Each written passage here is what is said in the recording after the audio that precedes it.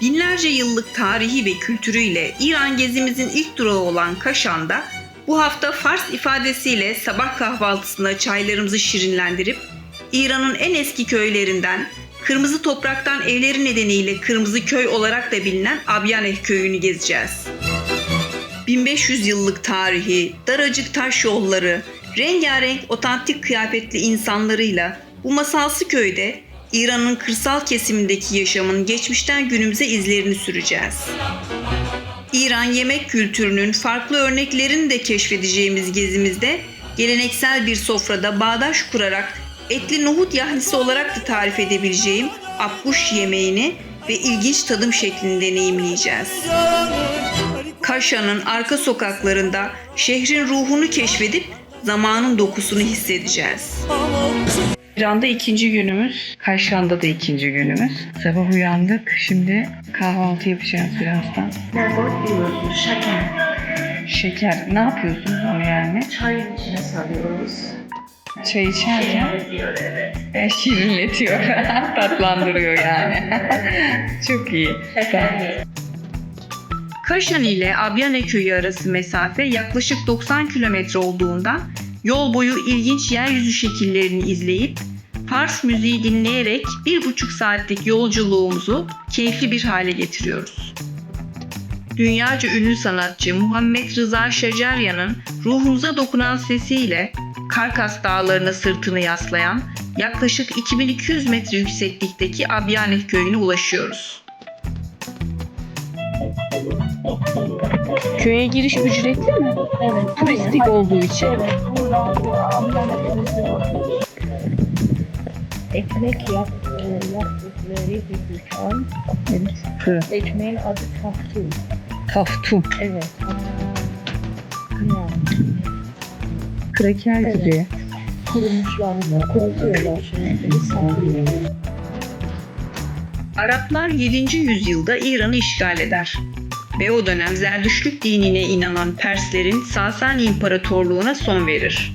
Zerdüş inancına sahip pek çok kişi zorla İslam'a döndürülmekten kaçmak için evlerini terk edip dağlara, çöllere sığınır. Abyaneh köyü de o dönem inancını değiştirmek istemeyen bu insanlara sığınak olur.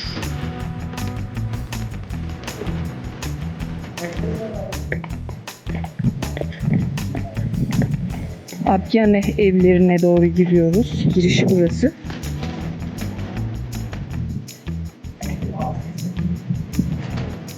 Kırmızı topraktan evlerin yoğun olduğu bir yer.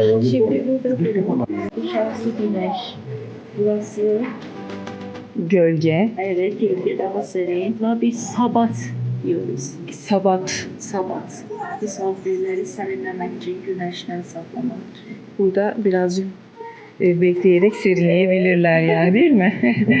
Sıcaktan geliyor. Ama buranın havası gayet güzeldi ilk geldiğimizde. Güneş olmasına rağmen serin bir rüzgarı var ve serinletiyor insanı.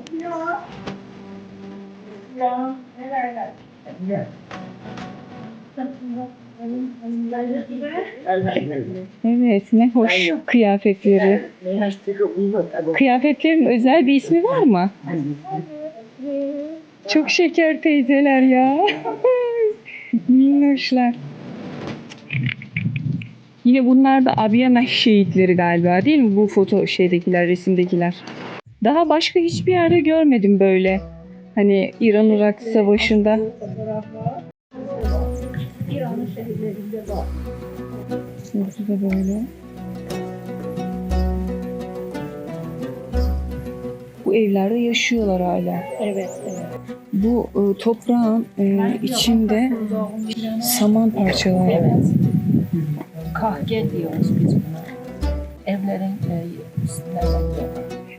Tutuşturmak için başka bir şey kullanılmıyor, değil mi? Sadece bu kırmızı çamurla bu samanı birleştiriyorlar. Evet.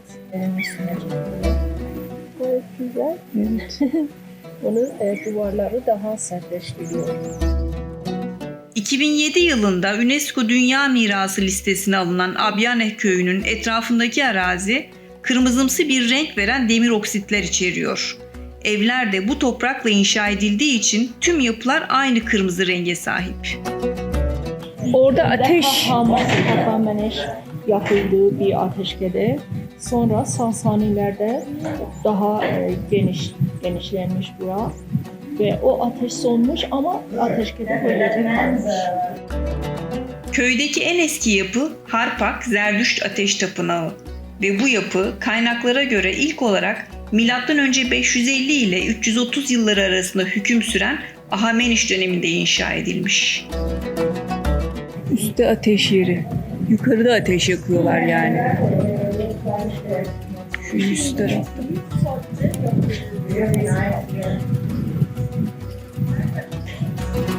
Burası ne diye geçiyor? Şuranın bir ismi var mı?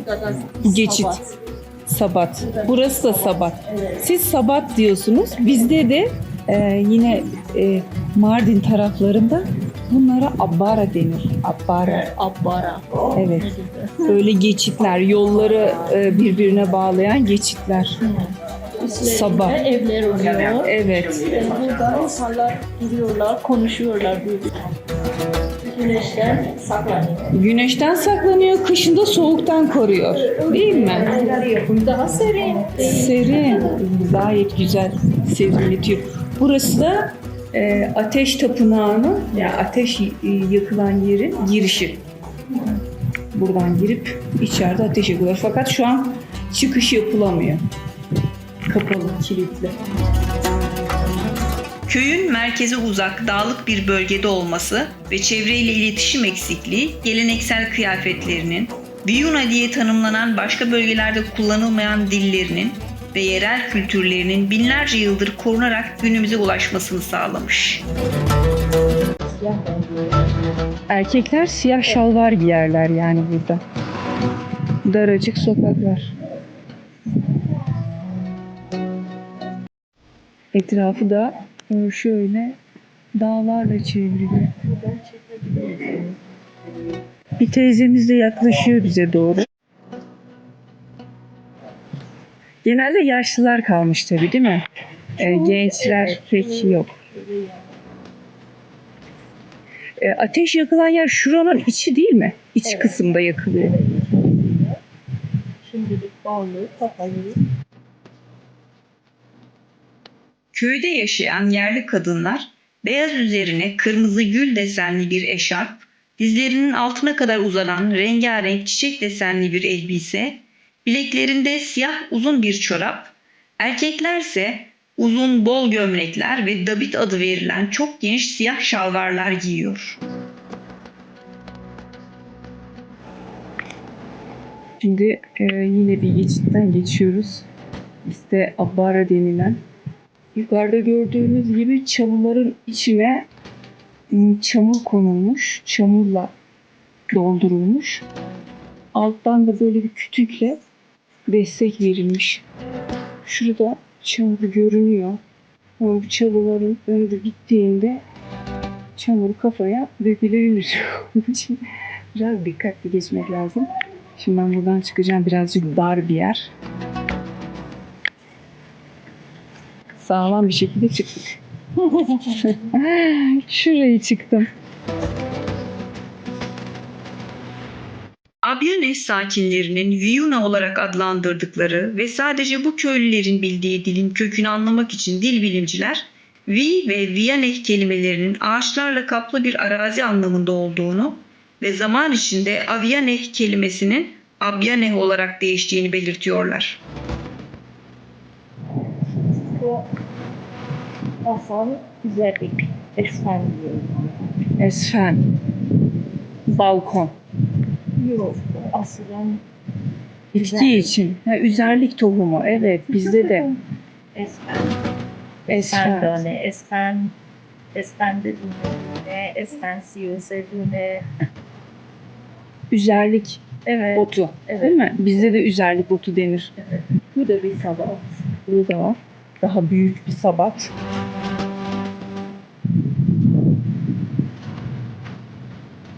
Altları çok serin.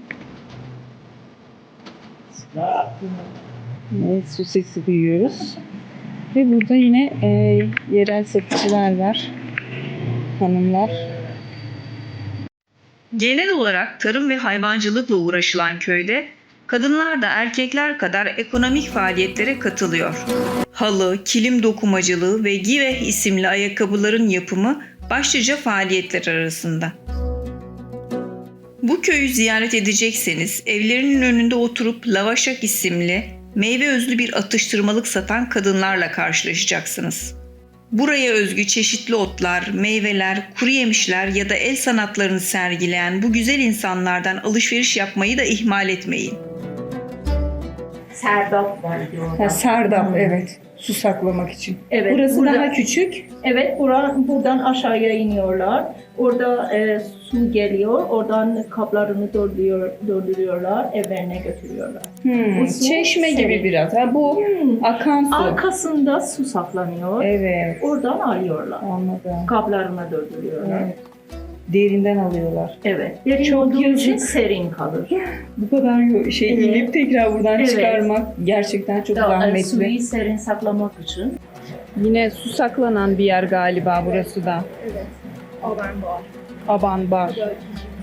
İnançlarına göre ağaç, su ve dağların olduğu yer kutsal kabul ediliyor. Evet.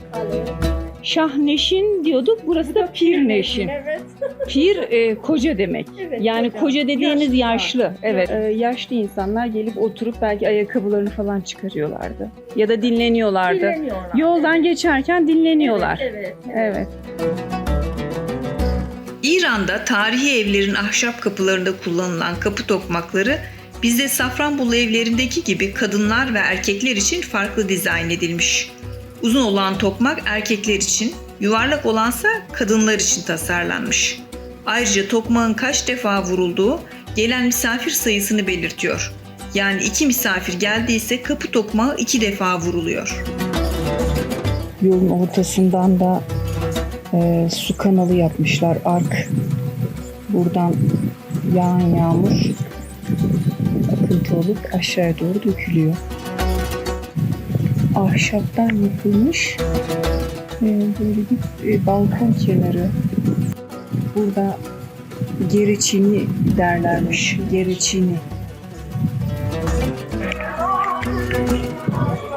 Su başında hem de.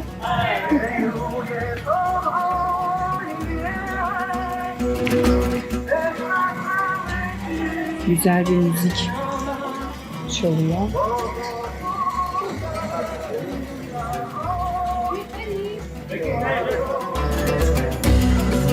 Burada bir çorba yapılıyor. Sanki böyle erişte çorbası gibi. Erişte var içinde. Bakraçlarda, kazanlarda pişiriliyor. Ha, burası ne kadar dar. Çok daracık. Dar Sardap. Buradan geçeceğiz şimdi. Prag'da dünyanın en dar sokağı diyorlar ama burası daha dar bence. Çok güzel burası. Evet, güneşe doğru çıkıyoruz. Aydınlığa az kaldı. Bu çeşmenin suyundan içen ölümsüz oluyordu, değil mi? Ömürleri daha da çoğalıyor. Uzun ömürlü oluyorlar. Evet. Gerçekten teyzeler falan uzun ömürlüydü ama. Yaşlı yaşlı teyzeler var. Bir içelim belki biz de. Bu dağlardan geliyor. Neydi bunun adı? Zerşan ağacının dibinden Zereşk. Zereşk. Evet.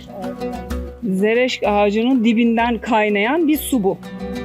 Şu bu hayat suyundan bir tadalım. Bizdeki tarihi Mardin taş evleri gibi bir yamaca, hiçbiri diğerinin manzarasını kapatmayacak şekilde inşa edilen evlerde 147 aileden oluşan yaklaşık 300 kişi yaşıyor. 3 kale ve 3 büyük tarihi caminin bulunduğu köyde 7. Şii imamın 2 oğluna ait bir de türbe bulunuyor. Pers, Sasani, Safevi, Selçuklu dönemlerinden izler taşıyan Abyane, tarihini yıllarca koruyan daracık sokakları, ve kırmızı evleriyle büyüleyici bir atmosfere sahip. İran'ın bu gizemli köyü bizi geçmişe taşıyan bir zaman kapsülü adeta. Kaşyan'a geldik. Şimdi yemek yemeye gireceğiz. Sofrahane. İki çeşit oturma yeri var. Birincisi yerel olarak böyle bir yükselti. Yemekte böyle ortaya geliyor. Burada bağdaş kurup yemek yiyorlar. Misafirler için şöyle farklı masalar da var.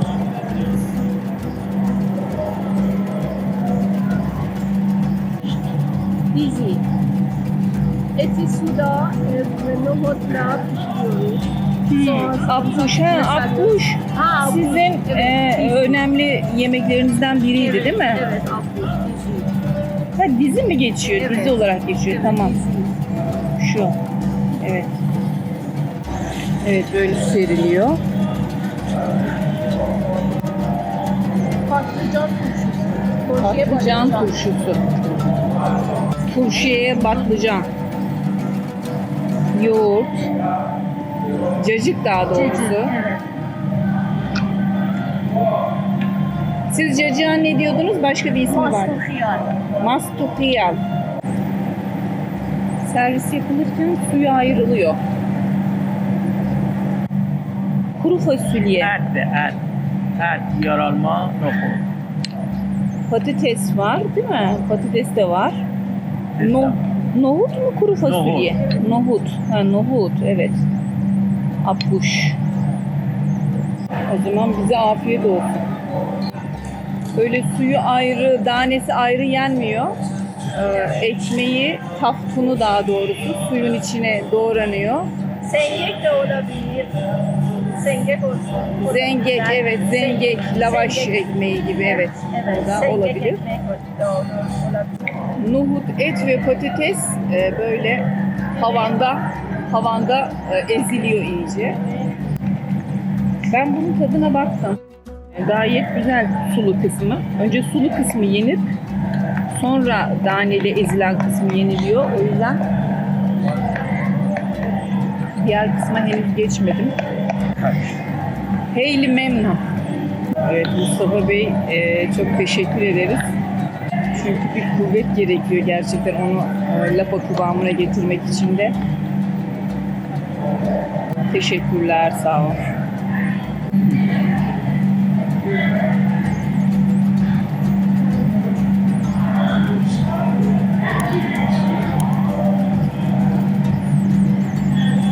Evet. Gayet güzel. Çok lezzetli. Bizde derler ki en son kalkan sofrayı toplar. Şimdi ben de en son kalktım ama sofrayı toplamayacağım. Böyle bırakacağız. Böyle zahmetli bir iniş. Ayakkabılarım böyle aşağıda. Ay lütfen yapmayın. Buyurun. Lütfen. Ay teşekkür ederim. Zahmet etmeyin lütfen öyle. Evet, burada ailelerin yemek yediği bölümler var. Sofrahanede İran'a ait yerel lezzetlerden Abbuş'u yedikten sonra Kaşan'ın meşhur tarihi evlerinden geçmişte bir cam tüccarına ait olan Abbasyan evini görmek istiyoruz. Fakat aynı gün dünyaca ünlü Portekizli futbolcu Ronaldo'nun İran takımı Persepolis'e karşı oynayacağı maç için İran'a gelmesi nedeniyle birçok yer erken kapandığından Abbasyan evini göremiyoruz. Biz de şehrin dokusunu daha iyi hissedebilmek için bir kafede kahvelerimizi içip Kaşyan'ın arka sokaklarına bırakıyoruz kendimizi. Kayboluyormuşuz bu sokaklarda. Böyle çok güzel olur. Bilmediğin sokaklarda, böyle tarihi sokaklarda kaybol. Ay şu sokak ne kadar güzel. Yine çok daracık bir sokak. Bayağı da uzun. Aa burası da çok güzel. Gidelim oraya. Çok güzel gerçekten. Hep bu saman karışımı duvarlar. Her yerde böyle. Evet.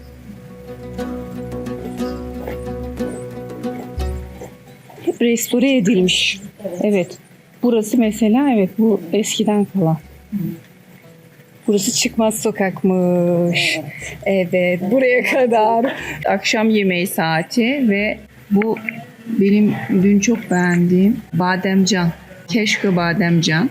Bu da kıyme Rize. Kıyme Rize, evet. Köfteler içinde patates, domates, içinde salçalar, sulu yemek. Köfteli Bu da patates gibi. Evet. Suyu ayrı mı? Evet, ayrı yiyiliyor. Önce suyunu yine tüketiyorsunuz, sonra Evet, yemeği. Evet, trip Evet. yapıyoruz. Sonra da bunu. Bu da bizim aldığımız Evet, bugün aldığımız bu da turşu, karpuz turşusu. dağ karpuzu turşusu. Dağ karpuzu. doğru. Bunu Hendevane tüketeceğiz biraz. Abuja. Turşu hendevane Abuja. Hendevane kuhi. Hem yemek yiyip hem sohbet ediyoruz baş başa. Bahsettiği şeylerden biri de taarruf.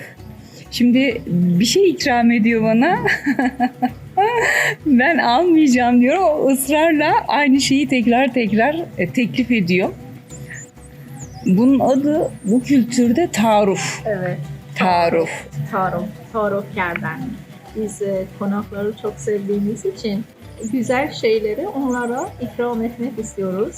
Onun için onların da almasını istiyoruz. Yiyoruz onlar. Çok misafirperverler. Evet. Bu artık kültüre iyice yerleşmiş ve bir isim almış taarruf Evet. diye. istiyoruz ki onlara çok güzel vakit geçirmek. Mesela kendisi yemek yiyor. Ben de yemeğimi yiyorum. Kendi yemeğinden bana ikram ediyor. Kendi içinin rahat etmesi için misafir ağırlarken daha rahat ediyorlar bu şekilde, misafiri daha iyi ağırladıklarında.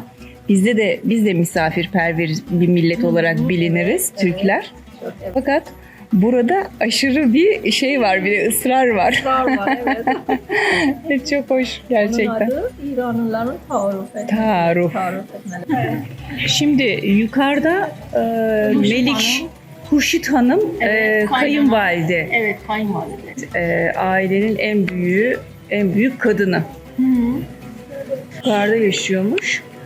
Hemen bizim odalarımız, benim kaldığım oda Hamdam gelini Hurşit yaşıyor. Hanım'ın gelini, Hurşit Hanım'ın evet. gelini. Yukarıdaki Melikşat da O da gelini. gelin. 120 Sonra- yıllık bir yapı burası. Evet. Sonra o Nigar adlı oda var. Meryem'in kaldığı oda hemen benim yanımdaki. Benim kaldığım oda. Nigar hemen üstünde yazıyor yine. Orayı da göstereyim. Nigar. Odalara böyle gelinlerinin isimlerini vermişler. Hurşit Hanım'ın. Nigar komşu. Evet, üstte oda var. 3 tane oda. Lale'nin odası. Lale'nin 3 tane odası varmış. Lale kadınları doğurtan, kabile diyoruz. Ebe. Bize ebe denir. Ebe olmuş. O 3 odası varmış. Bu evin bir kısmını satın almış Lale Hanım. Sitare ile Süreyya. Süreyya, odaki Lale. Şu an Sitare ile Süreyya hala yaşıyor mu? Ha, hasta henüz. Süreyya yoğunan fotke. Onlar da mı? Onların olmuş. çocukları şu an kimse yok o aileden yani. Buranın sahibi şimdi o Setare Hanım ile Süreyya'nın çocukları. Ne güzel isimleri hala yaşıyor değil mi odalarda? Çok hoş.